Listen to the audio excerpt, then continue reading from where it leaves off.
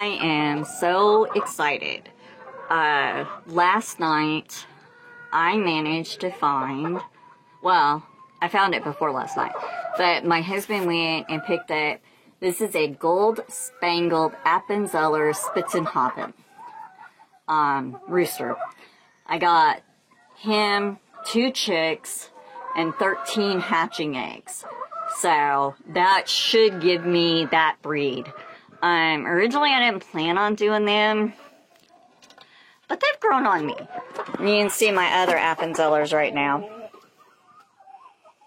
The boys are still trying to figure it out. And I put some Turkins in here. I know it's kind of weird, but I have extra Turkins as of right now.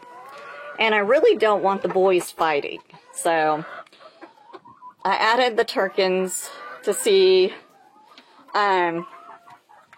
hopefully I'll hatch out the girls, or I'll hatch out him some girls. If the wing sexing is correct, I have on the chicks, the 3 chicks I got, I have 2 hens, or 2 pullets, and a rooster, but I won't know that for a while. So, thought I would show you my newest babies, and some of my older babies.